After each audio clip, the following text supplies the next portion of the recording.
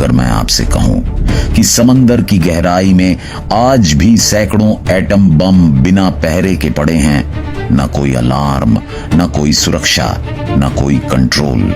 ये बम आसमान से नहीं गिरेंगे, ये चुपचाप सड़ रहे हैं और हर दिन समंदर को जहर बना रहे हैं। सवाल सिर्फ ये नहीं कि ये कहां हैं, सवाल ये है ये कब फटेंगे, और जब ये फटे तो क्या इंसान बचेगा। 20वीं सदी का मध्य दुनिया दो खेमों में बंट चुकी थी, एक तरफ अमेरिका, दूसरी तरफ सोवियत यूनियन। यह युद्ध गोलियों का नहीं था, यह डर का युद्ध था। हर दिन अखबारों में परमाणु हमले की आशंका, हर रात नेताओं के हाथों के पास न्यूक्लियर बटन। इंसान जमीन पर रहता था, लेकिन मौत आसमान और समंदर दोनों में तैनात थी। इसी डर की फैक्ट्री में जन्मी न्यूक्लियर पनडुब्बियां, चलते फिरते रिएक्टर, जो शांति के नाम पर पूरी दुनिया को बंधक बना चुके थे।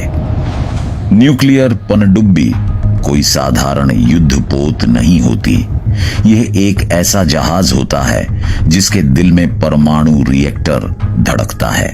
कोयला नहीं, डीजल नहीं, बल्कि यूरेनियम की शक्ति से चलने वाली मशीन।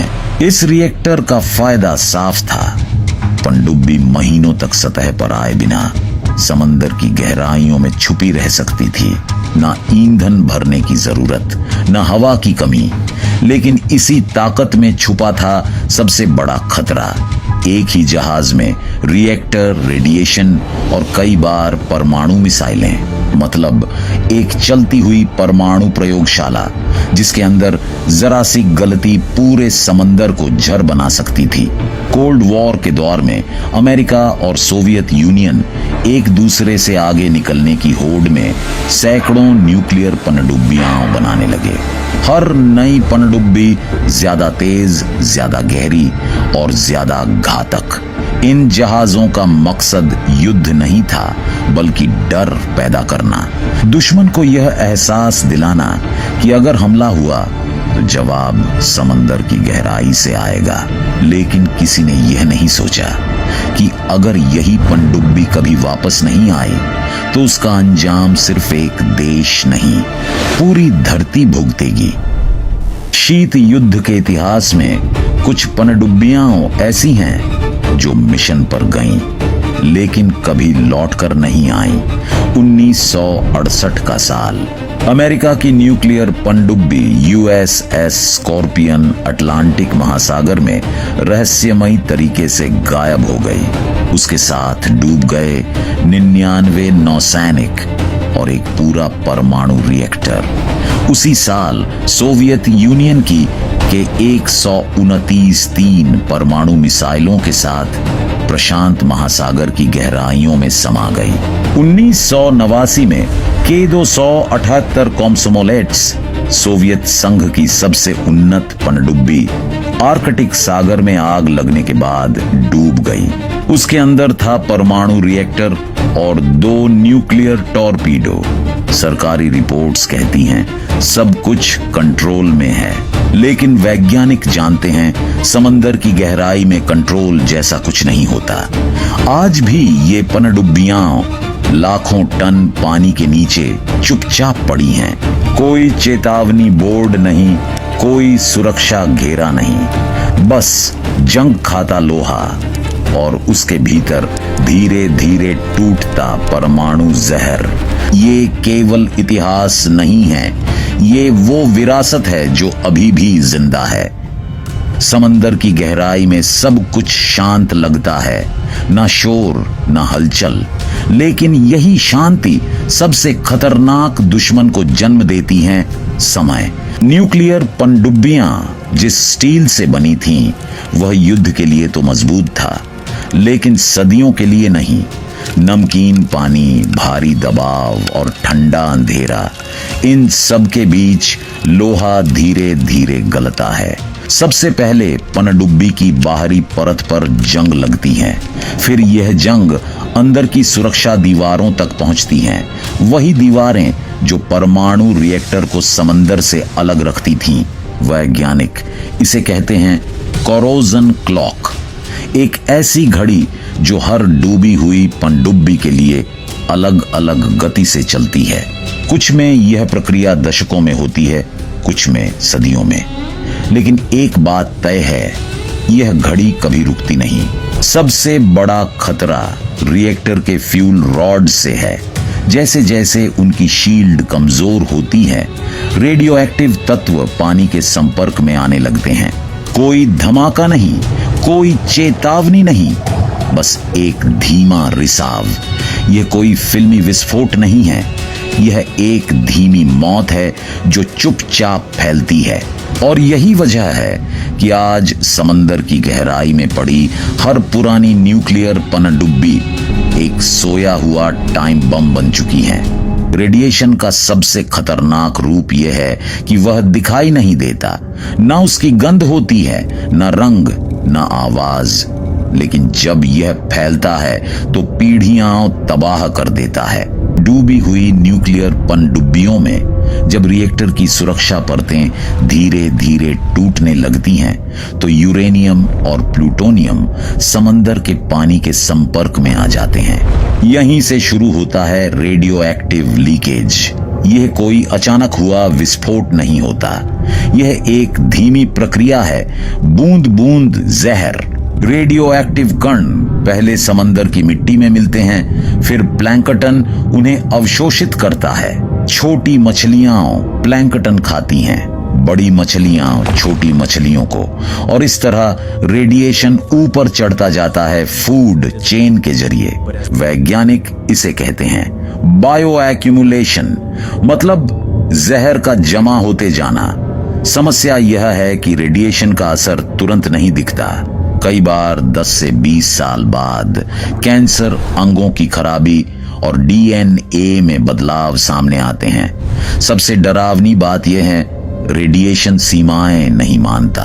एक देश के समंदर में फैला जहर दूसरे देश की मछलियों में मिल सकता है। आज जो रिसाव छोटा लग रहा है, वह आने वाले समय में एक वैश्विक स्वास्थ्य संकट बन सकता है।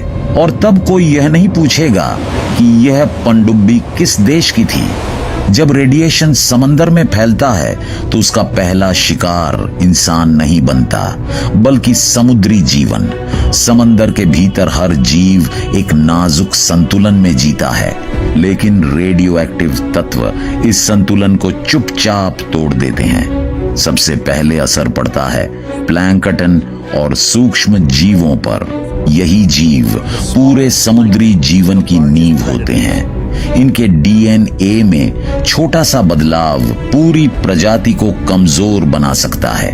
आर्कटिक और उत्तरी अटलांटिक क्षेत्रों में वैज्ञानिकों ने असामान्य मछलियां दर्ज की हैं। कुछ की आंखें पूरी तरह विकसित नहीं, कुछ के अंग विकृत। व्हेल और डॉल्फिन जैसे बुद्धिमान समुद्री स्तनधारी रेडिएशन के प्रति और भी संवेदनशील होते हैं। उनकी इम्यून सिस्टम कमजोर पड़ती है, प्रजनन दर घटती है और कई बार पूरा झुंड अचानक गायब हो जाता है। कोरल रीफ, समंदर के जंगल रेडिएशन और भारी धातुओं से धीरे धीरे मरने लगते हैं। जब रीफ मरते हैं तो उनके साथ हजारों प्रजातियां भी खत्म हो जाती हैं। यह नुकसान तुरंत सुर्खियों में नहीं आता, लेकिन समंदर के नीचे एक साइलेंट इकोसिस्टम क्रैश चल रहा है। और इतिहास गवाह है, जब प्रकृति की पहली कुर्बानी होती है तो इंसान की बारी ज्यादा दूर नहीं होती। इंसान अक्सर सोचता है समंदर की गहराई में जो हो रहा है वो हमसे बहुत दूर है, लेकिन प्रकृति में कुछ भी दूर नहीं होता। रेडिएशन समंदर में घुलकर मछलियों के शरीर में जमा होता है। वही मछलियां बाजार तक पहुंचती हैं और फिर इंसान की थाली में। टूना, सैल्मन, कॉड, जिन्हें हेल्दी फूड माना जाता है, अगर रेडिएशन से प्रभावित हो तो वही भोजन धीरे धीरे जहर बन जाता है। रेडिएशन का असर तुरंत दिखाई नहीं देता, आज खाने वाला इंसान कल बीमार नहीं पड़ता। लेकिन सालों बाद कैंसर, थायराइड डिसऑर्डर और नर्वस सिस्टम की समस्याएं उभरने लगती हैं। सबसे खतरनाक असर डीएनए पर पड़ता है।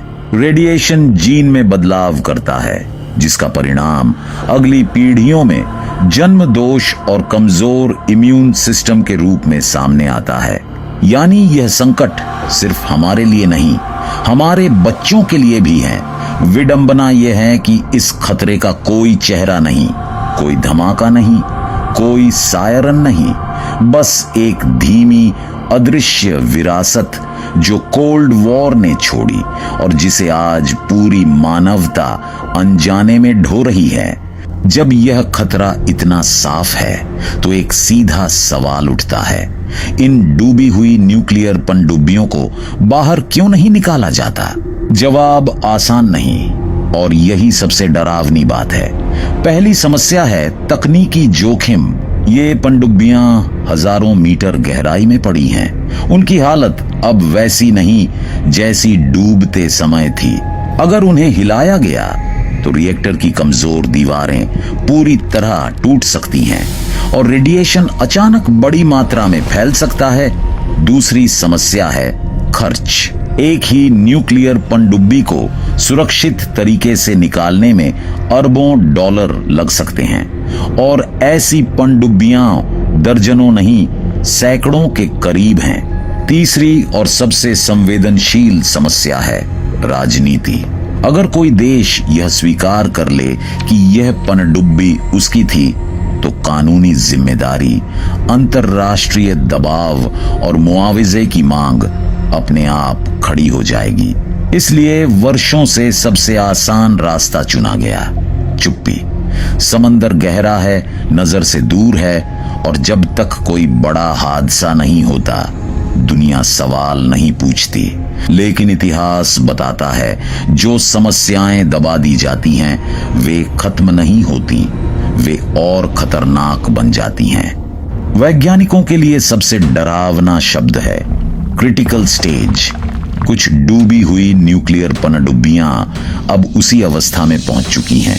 दशकों से चल रही जंग और सडन उनकी रिएक्टर शील्ड को इतना कमजोर कर चुकी हैं कि अब किसी भी समय बड़ा रिसाव हो सकता है। आर्कटिक सागर में पड़ी के 278 कोमसोमोलैट्स को लेकर वैज्ञानिक खुलकर चेतावनी दे चुके हैं। उसके आसपास की मिट्टी और पानी में रेडियो एक्टिव तत्व पहले ही दर्ज किए जा चुके हैं। यह संकेत है कि सील अब पूरी तरह सुरक्षित नहीं रही। अगर किसी एक पनडुब्बी से बड़े स्तर पर लीकेज हुई तो वह सिर्फ स्थानीय समस्या नहीं रहेगी। समुद्री धाराएं रेडिएशन को हजारों किलोमीटर दूर तक ले जा सकती हैं। मत्स्य उद्योग तबाह हो सकता है। पूरे समुद्री क्षेत्र नो फिशिंग जोन बन सकते हैं। तटीय देशों की अर्थव्यवस्था, खाद्य सुरक्षा और लोगों की सेहत सब एक साथ संकट में पड़ सकते हैं। सबसे खतरनाक बात यह है, इस आपदा का कोई अभ्यास नहीं हुआ है, न कोई ग्लोबल प्लान, न कोई तय जिम्मेदारी। यह परमाणु संकट अचानक धमाके के साथ नहीं आएगा। यह धीरे धीरे फैलेगा, और जब दुनिया को एहसास होगा तब शायद बहुत देर हो चुकी होगी। शीत युद्ध खत्म हो चुका है, लेकिन उसकी परमाणु छाया आज भी समंदर की गहराइयों में सांस ले रही है। डूबी हुई पनडुब्बियां हमें याद दिलाती हैं कि युद्ध सिर्फ जमीन पर नहीं लड़े जाते, उनके जख्म सदियों तक रहते हैं। आज हमारे पास आंखें फेर लेने का विकल्प है या जिम्मेदारी लेने का साहस, क्योंकि अगर समंदर जहरीला हुआ तो यह सवाल नहीं बचेगा कि गलती किसकी थी, बस इतना बचेगा कि बचा कौन और कौन नहीं। अगर आपको लगता है कि ये कहानी दुनिया को जाननी चाहिए तो इस वीडियो को लाइक कीजिए, शेयर कीजिए, और ऐसे ही डॉक्यूमेंट्री कंटेंट के लिए चैनल को सब्सक्राइब करना मत भूलिए। मिलते हैं अगले वीडियो में।